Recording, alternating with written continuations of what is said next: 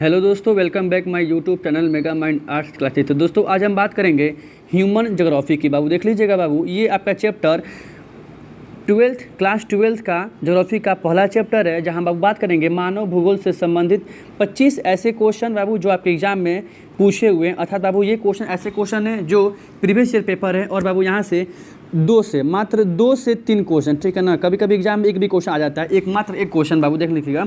लेकिन बाबू इसका subjective question 2 या 3 नंबर फिक्स कर देता है, ध्यान रखिएगा। तो बाबू यहाँ बात करेंगे मानव भूगोल से संबंधित 25 ऐसे क्वेश्चन जो आपके एग्जाम में पूछे हुए हैं। अर्थात बाबू ये ऐसे क्वेश्चन है जो 2009 से 2022 तक पेपर एग्जाम में आया हुआ है।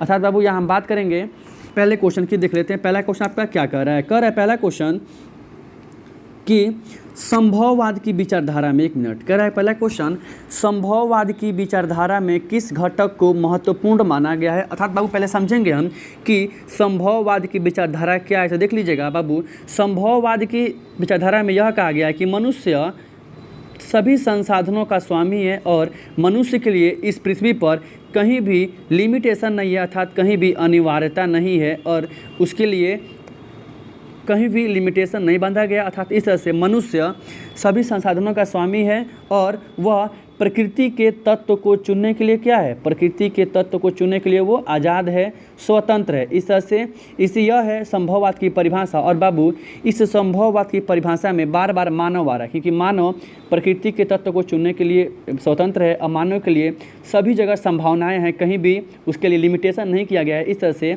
संभववाद की बाबू परिभाषा में मानवीय घटक को महत्वपूर्ण घटक माना गया है। इस तरह से बाबू पहला नंबर क्वेश्चन का आंसर हो जाएगा कि संभववाद की विचारधारा में किस घटक को महत्वपूर्ण माना गया है बाबू। तो इसका आंसर हो जाएगा मानवीय घटक को। क्या बोले अभी हम? मानवीय घटक को संभववाद की विचारधारा में महत्वपूर्ण घटक माना गया है, क्योंकि ये मानव ही पूरे पृथ्वी पर जितने भी संसाधन हैं उस संसाधनों का यही उपभोग करता है, और सभी संसाधनों का यही क्या है? स्वामी है। इस तरह से इस विचारधारा में मानवीय घटक को महत्वपूर्ण घटक माना गया है। देखते हैं क्वेश्चन नंबर 2। क्वेश्चन नंबर 2 क्या कह रहा है? क्वेश्चन नंबर 2 कह रहा है, देख लेते हैं, निश्चयवाद की विचारधारा में किस घटक को महत्वपूर्ण घटक माना गया है? देख लीजिएगा, निश्चयवाद की पहले बाबू क्या है विचारधारा, ये देखेंगे। तो कह रहा है निश्चयवाद की विचारधारा, सुन लीजिए, संभववाद को परिभाषित करें, निश्चयवाद को परिभाषित करें। ये क्वेश्चन 2 नंबर में एग्जाम में आता है, अर्थात 2, 2, 4 नंबर। ये दोनों क्वेश्चन 4 नंबर के हैं। और बाबू इस क्वेश्चन की परिभाषा अगर याद करना, आपको समझना हो कि ये क्या था विचारधारा, तो आप इस वीडियो के डिस्क्रिप्शन बॉक्स में इसका लिंक दे दिया गया है। आप उस लिंक को क्लिक करके इस मानव भूगोल से संबंधित 5 टॉप 5 ऐसे क्वेश्चन की वहाँ चर्चा देख लेंगे जो आपके एग्जाम में सीधे 2 या 3 क्वेश्चन आ जाते हैं एग्जाम में। अर्थात एक क्वेश्चन 2 नंबर का, 3 क्वेश्चन 6 नंबर का। कह रहे हैं निश्चयवाद की विचारधारा में किस घटक को महत्वपूर्ण माना गया बाबू? देख लीजिएगा, निश्चयवाद की विचारधारा में प्राकृतिक घटक को महत्वपूर्ण माना गया है, क्योंकि इसमें साफ तौर पे कहा गया है कि प्रकृति का प्रभाव किसके ऊपर पड़ता है? तो वो मानव के ऊपर पड़ता है, और मानव प्रकृति के इस सारे प्रभाव को झेलता रहता है। अर्थात मानव मुख बनकर, बहिर बनकर इस प्रकृति के, ठीक है ना, विनाशकारी प्रलय को देखता रहता है। इस तरह से मानव प्रकृति का क्या है? तो दास है। क्या बोले? प्रकृति का वो गुलाम है। इस तरह से निश्चयवाद की विचारधारा में किस घटक को महत्वपूर्ण माना गया बाबू? तो वो प्राकृतिक घटक है। देख लीजिएगा, पहला नंबर क्वेश्चन का आंसर हो जाएगा संभववाद की विचारधारा में तो मानवीय घटक, क्योंकि संभावनाओं का स्वामी, चांस कौन लेता है? तो हम और आप चांस लेते हैं ज़िंदगी में। तो संभववाद का स्वामी मानवीय है, निश्चयवाद का स्वामी कौन है? प्राकृतिक है। क्वेश्चन नंबर 3 देखते हैं। क्वेश्चन नंबर 3 कर रहे हैं, इनमें से कौन सा एक भौगोलिक सूचना का स्रोत नहीं है? क्या बोला इसमें अभी? इसमें से कौन सा एक भौगोलिक सूचना का स्रोत नहीं है बाबू? तो यात्रियों का विवरण भौगोलिक सूचना का स्रोत है, प्राचीन मानचित्र भौगोलिक सूचना का स्रोत है, लेकिन बाबू प्राचीन महाकाव्य भी है, लेकिन चंद्रमा से चट्टानी पदार्थ के नमूने, क्या बोल रहे हैं? चंद्रमा से चट्टानी पदार्थ के नमूने भौगोलिक सूचना के स्रोत नहीं है। 1 मिनट, चंद्रमा से चट्टानी पदार्थ के नमूने और प्राचीन महाकाव्य, तो ध्यान लीजिएगा, इसमें भौगोलिक सूचना का बाबू स्रोत प्राचीन महाकाव्य नहीं। कौन नहीं है? प्राचीन महाकाव्य नहीं है। क्वेश्चन नंबर 3 का आंसर हो जाएगा इनमें से कौन सा भौगोलिक सूचना का स्रोत नहीं है? तो वो प्राचीन महाकाव्य नहीं है। बाकी यात्रियों का विवरण प्राचीन मानचित्र और चंद्रमा से चट्टानी पदार्थ के नमूने हैं। आगे बढ़ते हैं, क्वेश्चन देख, अगला क्वेश्चन कर है रुको और जाओ निश्चयवाद की विचारधारा किसने दी थी। सुन लीजिए, जब भी रुको और जाओ की विचारधारा कहे या कहे निश्चय नौ निश्चयवाद की विचारधारा, देख लीजिएगा नौ निश्चयवाद की विचारधारा, तो बाबू नौ निश्चयवाद की विचारधारा या रुको और जाओ निश्चयवाद की विचारधारा, यह बाबू यह ग्रिफिथ टेलर के द्वारा, जो अमेरिका के एक भूगोल शास्त्री थे। क्वेश्चन ये भी बना हुआ है, ग्रिफिथ टेलर का संबंध किस देश से है। बाबू ग्रिफिथ टेलर का संबंध अमेरिका से है, और अमेरिका के यह एक भूगोल शास्त्री होते हैं जिन्होंने संभववाद और निश्चयवाद की एक बीच की विचारधारा, एक सिद्धांत दिया जिसको नौ निश्चयवाद अर्थात रुको और जाओ का निश्चयवाद का विचारधारा कहा गया। इस तरह से 4 नंबर क्वेश्चन का आंसर हो जाएगा, रुको और जाओ निश्चयवाद की विचारधारा ग्रिफिथ टेलर ने दिया था, ध्यान रखिएगा। अगला क्वेश्चन नंबर 5 का है प्रोफेसर विडाल डी ला ब्लॉस। देख लीजिए, अभी आपने पढ़ा क्वेश्चन नंबर 1 संभववाद की विचारधारा, बाबू तो सुन लीजिएगा, प्रोफेसर विडाल डी ब्लॉस का संबंध संभववाद की विचारधारा से, ये आप ध्यान रखिएगा। ये भी क्वेश्चन एग्जाम में बना हुआ है कि प्रोफेसर डी ला ब्लॉस का संबंध किस विचारधारा से है, तो संभववाद की विचारधारा से है, ध्यान रखिएगा।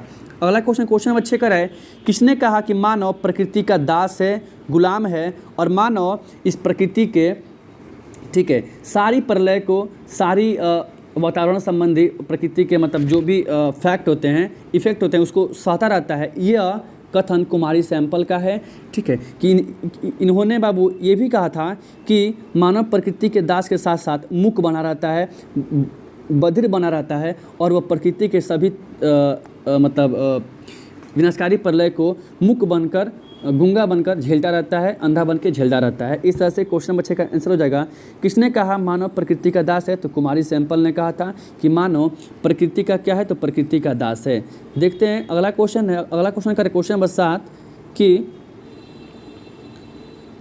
कह रहा है मानव भूगोल क्रियाशील मानव और, कर है ये जो मानव भूगोल है ना, ये क्रियाशील मानव और अस्थायी पृथ्वी के परिवर्तनशील संबंधों का अध्ययन है। देख लीजिएगा, यह कथन किसने कहा था, पीछे पढ़ा देने के बाद कर है हम जो जिस चैप्टर की बात कर रहे हैं, आपका चैप्टर है मानव भूगोल। आपका बाबू कौन चैप्टर है, तो आपका चैप्टर है मानव भूगोल। कर है ये जो मानव भूगोल है ना, ये जो मानव भूगोल है वो क्रियाशील मानव और अस्थायी पृथ्वी के परिवर्तनशील संबंधों का अध्ययन है। यह कथन किसने कहा था, तो सुन लीजिए, अभी हमने पढ़ा कुमारी सैंपल के बारे में। बाबू मानव भूगोल क्रियाशील मानव और अस्थायी पृथ्वी के परिवर्तनशील संबंधों का अध्ययन है, यह किसने कहा था, तो यह कुमारी सैंपल ने कहा था। इन्होंने कहा था ये जो काम करने वाला मानव है, ये जो प्रतिदिन काम करता है, और पृथ्वी जो अस्थायी है, मतलब ऐसा नहीं है कि पृथ्वी अस्थायी नहीं, पृथ्वी सूर्य का चक्कर लगाती है, लेकिन यहाँ इन्होंने यह कथन कहा था कि ये जो क्रियाशील मानव है और ये अस्थायी पृथ्वी है, इन दोनों के परिवर्तनशील हम जो संबंधों का अध्ययन करते हैं, इन दोनों के बीच का हम जो अध्ययन करते हैं, उस अध्ययन को हम मानव भूगोल की संज्ञा देते हैं। इस तरह से यहाँ से 2 नंबर में भी क्वेश्चन पूछा हुआ है कि कुमारी सैंपल के अनुसार मानव भूगोल की क्या परिभाषा है, तो आपका ये आंसर हो जाएगा। पूछा हुआ ऑब्जेक्टिव कि मानव भूगोल क्रियाशील मानव और अस्थायी पृथ्वी के परिवर्तनशील संबंधों का अध्ययन, यह कथन किसका है, तो कुमारी सैंपल का है।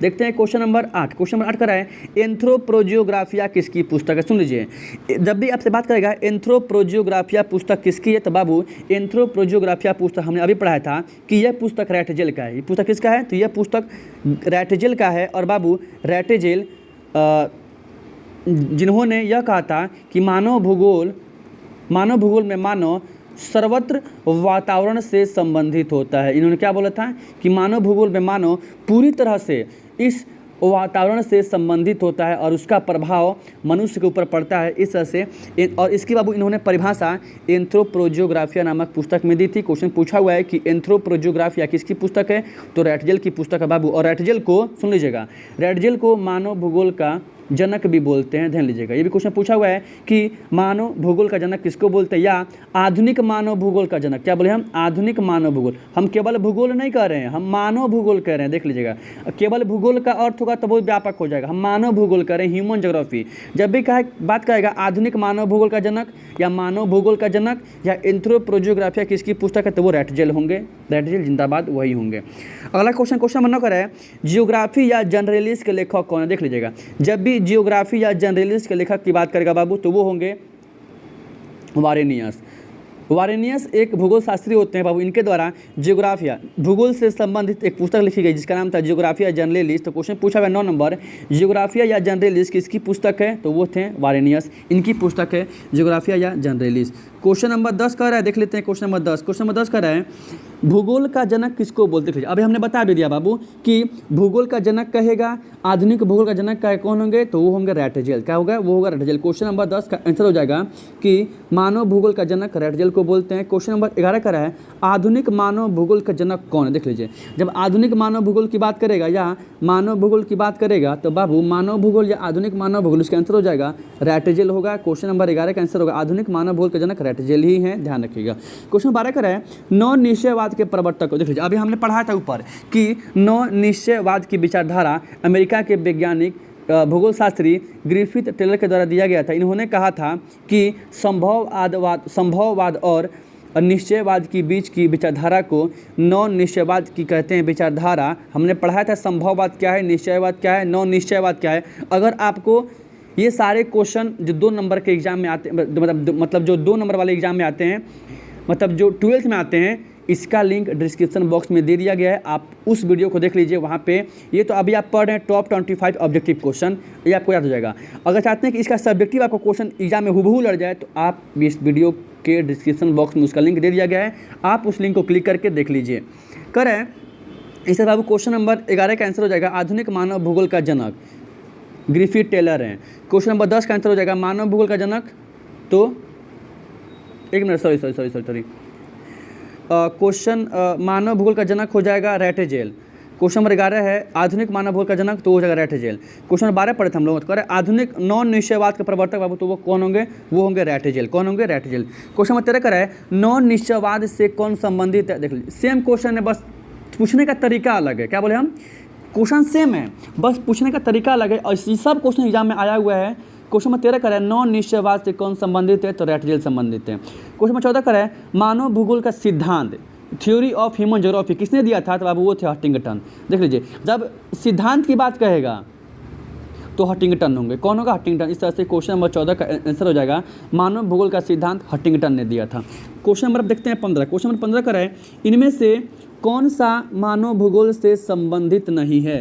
स्थानिक संगठन संबंधित है, क्षेत्रीय विभिन्नताएं संबंधित है, मात्रात्मक क्रांति इनमें से कौन। देख लीजिएगा, तो क्वेश्चन नंबर 15 का आंसर हो जाएगा कौन सा मानव भूगोल से संबंधित नहीं है, तो मात्रात्मक क्रांति। क्या बोले, मात्रात्मक क्रांति मानव भूगोल से संबंधित नहीं है। क्वेश्चन नंबर 16 है आधुनिक 1990 का दशक भूगोल में किसके लिए जाना जाता है। सुन लीजिए, मानव भूगोल से संबंधित लगभग सारे के सारे सिद्धांत 1990 के दशक में दिए गए थे, इसलिए 1990 के दशक को इतिहास में भूगोल में उत्तर आधुनिकतावाद के नाम से जाना जाता है। इस तरह से क्वेश्चन नंबर 16 का आंसर हो जाएगा 1990 का दशक भूगोल में उत्तर आधुनिकतावाद के नाम से जाना जाता है, ये ध्यान रखिएगा।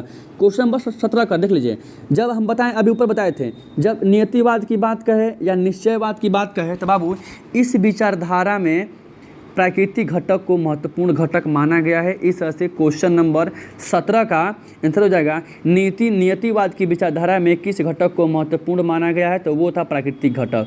क्वेश्चन नंबर 18 का है निम्नलिखित में से कौन मानव भूगोल से संबंधित नहीं है, तो सुन लीजिएगा, ये सारे क्वेश्चन, इसमें से 2-3 ऐसे क्वेश्चन है जो आपके सब्जेक्टिव से सॉल्व हो जाएंगे, जिसका डिस्क्रिप्शन बॉक्स में लिंक दे दिया गया है, आप उस वीडियो को पहले देख लीजिए।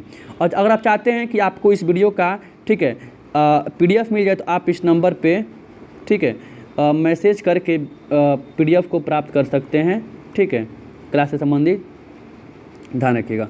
कह रहे हैं निम्नलिखित में से कौन मानव भूगोल से संबंधित नहीं है बाबू, तो राजनीतिक भूगोल, सामाजिक भूगोल, आर्थिक भूगोल, चिकित्सा भूगोल इसमें शामिल नहीं है। सुन लीजिए, क्योंकि बाबू चिकित्सा भूगोल भौतिक भूगोल का भाग है और ये तीनों मानव भूगोल से संबंधित हैं। चिकित्सा भूगोल भौतिक भूगोल का भाग है। इस तरह से क्वेश्चन नंबर 18 का आंसर हो जाएगा निम्नलिखित में से कौन मानव भूगोल से संबंधित नहीं है, तो चिकित्सा भूगोल मानव भूगोल से संबंधित नहीं है।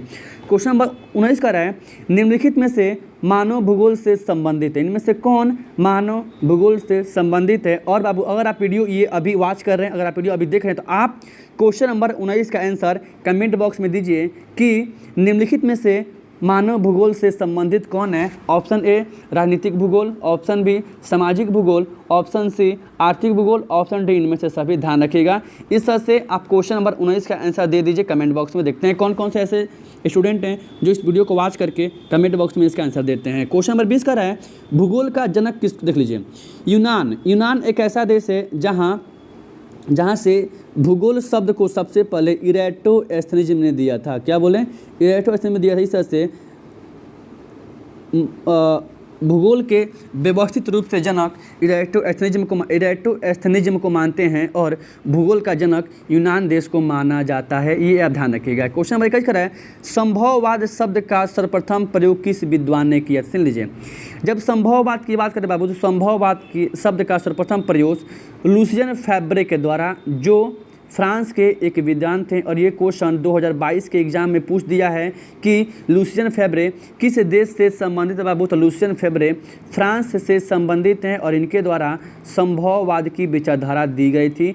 इस तरह से क्वेश्चन नंबर 21 का आंसर हो गया संभववाद शब्द का प्रयोग सर्वप्रथम लुसियन फैब्रे के द्वारा दिया गया था जो फ्रांस से संबंधित हैं। ध्यान रखिएगा।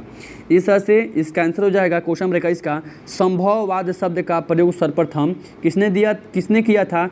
तो वो फ्रांस के थे लुसियन फैब्रे। ये क्वेश्चन 2022 में पूछ दिया है।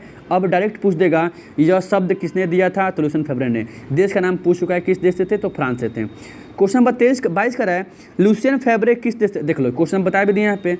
लुसियन फैब्रे कहाँ से? बाबू फ्रांस से हैं। आप अभी पढ़ भी लिए। क्वेश्चन नंबर देख लें 23। क्वेश्चन नंबर 23 का है कि भूगोल शब्द का प्रयोग सर्वप्रथम किसने किया था? सुन लीजिए, वो थे यूनान के। क्या बोले अभी हम? वो यूनान के थे और भूगोल शब्द का सर्वप्रथम प्रयोग यूनान के भूगोल शास्त्री इरेटोस्थेनिज्म के द्वारा किया गया था। ध्यान रखिएगा। अब देखते हैं क्वेश्चन नंबर 24। क्वेश्चन नंबर 24 का है निम्नलिखित में से कौन मानव भूगोल से संबंधित नहीं है? कुमारी सैंपल बिल्कुल है, रैटजेल बिल्कुल है, कुमारी सैंपल सॉरी 2 बार दे दिए बिल्कुल है, बर्ट्रैंड रसेल नहीं है, बर्ट्रैंड रसेल नहीं है। ध्यान रखिएगा। क्वेश्चन नंबर 24 का निम्नलिखित में से कौन मानव भूगोल से संबंधित नहीं है? तो बर्ट्रैंड रसेल मानव भूगोल से संबंधित। इसका आंसर बर्ट्रैंड रसेल होगा। क्वेश्चन नंबर 25 का है प्रकृति और मानव के बीच पारस्परिक क्रिया का सबसे महत्वपूर्ण कारक कौन है? ऑप्शन ए बुद्धिमत्ता बिल्कुल है, तकनीक, सूझबूझ, भाईचारा। कर रहा है देख लेते क्वेश्चन थोड़ा सा बहुत लोचा है। कर रहा है प्रकृति और देखिए प्रकृति और मानव के बीच पारस्परिक क्रिया का सबसे महत्वपूर्ण कारक कौन है बाबू? तो वो तकनीकी है। समझिएगा बाबू कौन है? वो तकनीकी है। ध्यान रखिएगा। क्वेश्चन नंबर 25 का आंसर तकनीकी होगा। क्वेश्चन कर रहा है प्रकृति और मानव के बीच पारस्परिक क्रिया का सबसे महत्वपूर्ण कारक तकनीकी है। और बाबू इस तरह से आप 2009 से 2025 में अभी तक के जितने क्वेश्चन आपके एग्जाम में आ चुके हैं आप वो क्वेश्चन सॉल्व कर चुके हैं। इस तरह से आप अगर बाबू आपको वीडियो अच्छा लगा हो तो बाबू वीडियो को लाइक कीजिएगा, सब्सक्राइब कीजिएगा और वीडियो को बाबू अपने दोस्तों में शेयर कर दीजिएगा ताकि उनको भी इसका प्रॉफिट हो सके। तो देख लीजिएगा हमने अभी आज बात किया है 2009 से 2022 तक का पेपर में कुल मानव भूगोल से संबंधित भूगोल का पहला चैप्टर से कितने क्वेश्चन आए हुए हैं अभी तक, और इसी में से 2-3 क्वेश्चन आपके एग्जाम में आ जाएंगे। जय हिंद, जय भारत।